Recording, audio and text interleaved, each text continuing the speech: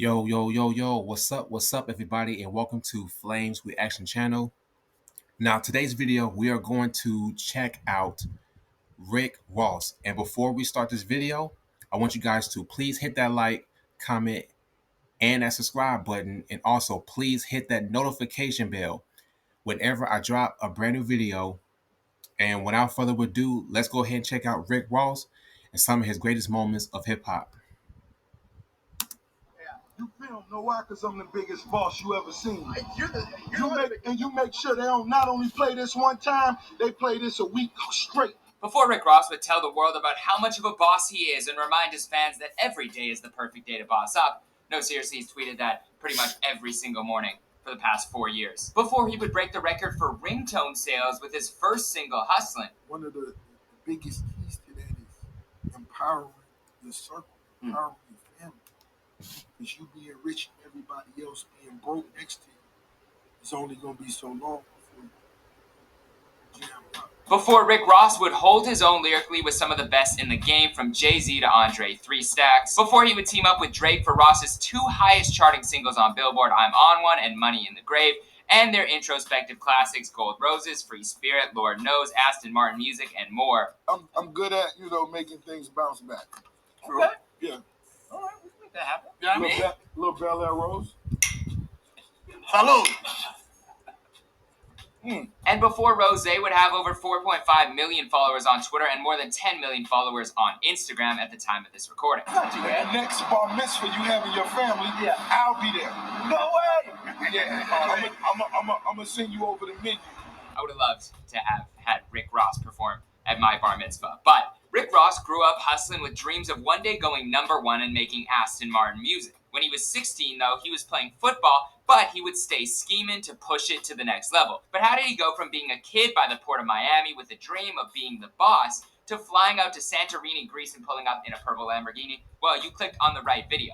Ross has had one of the more interesting careers in rap. In a world where authenticity is crucial, Ross has been able to overcome controversies with his past simply by putting out great music. Whether it's been about the origins of his name or a job as a CEO, a lot of Rick Ross's life has been put into question. But 10 albums and a couple of near-death experiences later, he is still putting out hits, and he's still a captivating voice within hip-hop. But we're going to go through all of that in this video. What's going on, good people in the comment section? I hope you're having one heck of a day. My name is Jeremy Haig, and if you're new here and wondering who I am the LA host for this channel, bringing you weekly content. Shout out to everybody watching after school, on their lunch break from work, lying in their bed too lazy to get up for the day yet, and of course, my Toilet Gang, and shout out to the Fame Gang who have their notifications on and are here early. This is an updated version of Ross's bio. One of my students landed multiple six-figure jobs.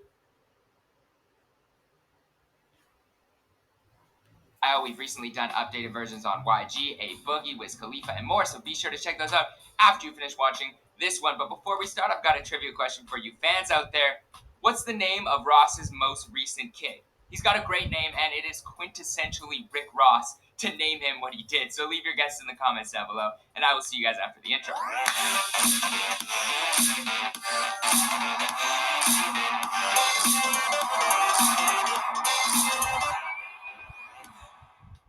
While William Leonard Roberts II has become one of Miami's biggest ambassadors, he was actually born on January 28, 1976 in Mississippi. It was there that he spent the first handful of his early years, but as a child, he moved to Carol City, Florida, where he was raised. Carol City became the place that shaped him. Speaking about the differences between the two areas, he said, "It always made me see the world from so many different aspects. I saw the fast life of Miami, but I also saw the slow countryside of a small country town with a small population. I heard the struggles." Carol City is a very impoverished area, but it's actually the home to some pretty big names in hip-hop like Flo Rida, Gunplay, Denzel Curry, and Space Ghost Perk. Early on, Ross would dream about a better life, and after seeing one of his friend's dads pull up in a Mercedes, he made a pact with himself that he would do whatever it takes to get himself a Benz one day. As a kid, he was inspired by people like Biggie and Luther Campbell, but his parents also would play a lot of vinyl records in the household, which inspired some of his more R&B sounding records today. Ross wrote his first rap over one of those vinyl instrumentals. Growing up, Ross had a job working at a car wash making $30 a day, and he would actually wash the expensive cars of a lot of the local drug dealers, which served as more inspiration. Ross attended Miami Carol City Senior High School, where he played football and graduated.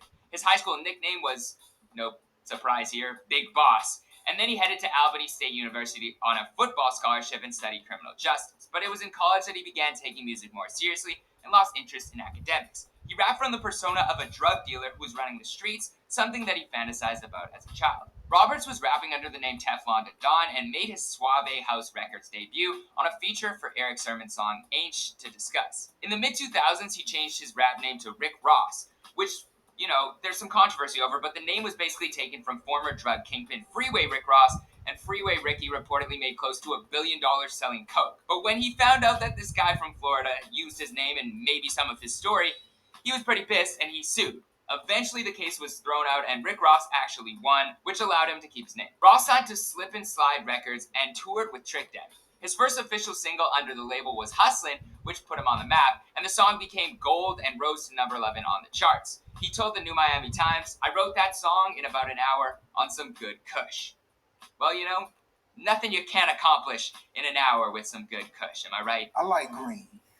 Yeah, it represents grass, money, marijuana, trees, growth.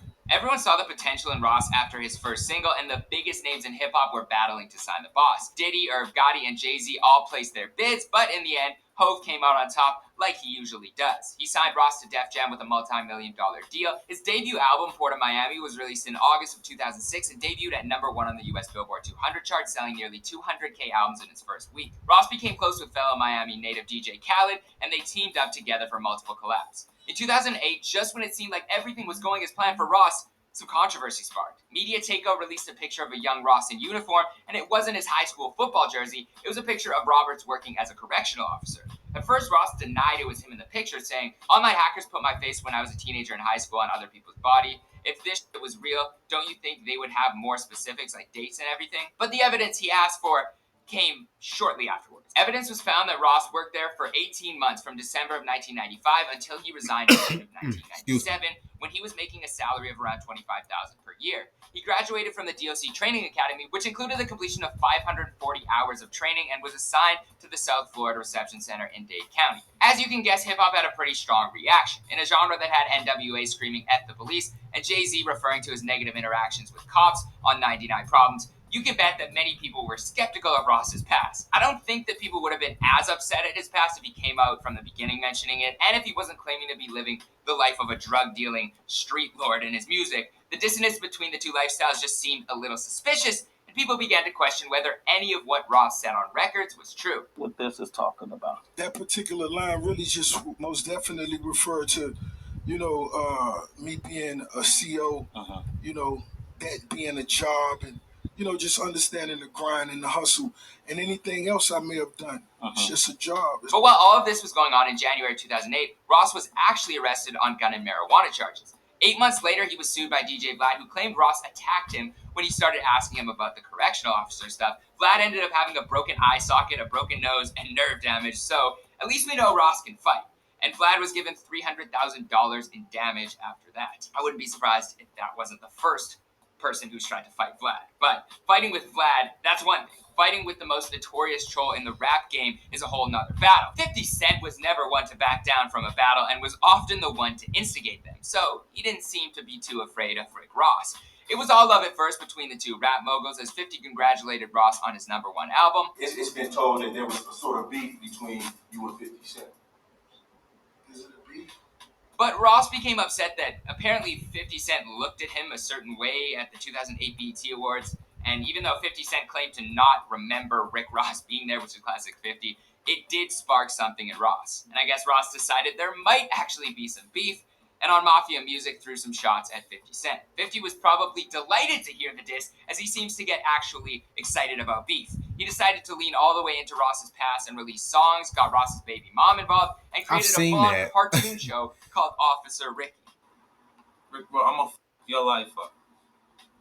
50 is an absolute psychopath. That's the only way I can describe it. The way he was so calm and maniacal talking about that whole beef is hilarious. And even today, in 2019, the two are going back and forth. Do you guys think this beef will ever end? Let me know in the comments down below. But ultimately, whether you think 50 won in terms of pettiness and creativity, Ross kept making an impact in the game, and he did it solely through great music. He kept putting out hits. Ross went on a run of singles, videos, albums, and features that most rappers can't match in terms of catalog. In In 2009, he dropped Deeper Than Rap, which included Maybach Music 2, and the album reached #1 on the US Billboard 200, so it seems like 50 wasn't slowing down Ross's sales.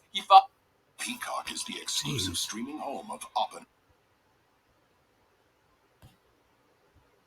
Followed that up with what many consider to be his best album, Teflon Don, which included Aston Martin music with Drake and Freemason with Jay-Z, which, in my opinion, is Ross's best verse of all time. In a close second, I have his verse on Kanye's Devil in a New Dress. What do you guys think is his best verse? Ross kept putting out bodies of work that impressed fans year after year, and his name kept being solidified in the game. But always working that hard can catch up to you. In October of 2011, Ross suffered 2 seizures, and 6 months later, he had another one, being hospitalized in Alabama. He took it as a sign that he needed to do something to prioritize his health above all, and he ended up dropping 90 pounds, which doctors say saved his life. But his health continues to be a problem. In 2018, Ross suffered a heart attack and was placed on life support, worrying a lot of fans and industry people, including myself. I remember seeing that news and being like, is he gonna be okay? So wishing Ross nothing but the best in terms of his health, and I hope that doesn't continue to be a problem.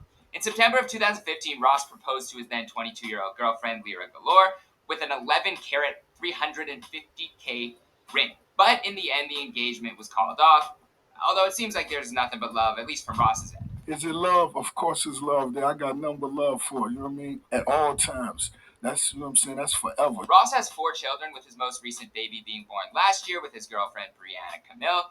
His son's name is Billion Roberts. That kid is born to be great, and there's no doubt about it.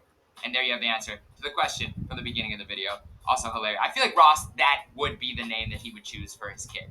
I'm surprised it took him 4 kids to name one. Billion. But most recently, Ross dropped his album Port of Miami 2, bringing things full circle in his career, and it seems like Ross will continue his run. But as for the rest of the video, that's all I got for you. Let me know who you want me to cover next in the comments down.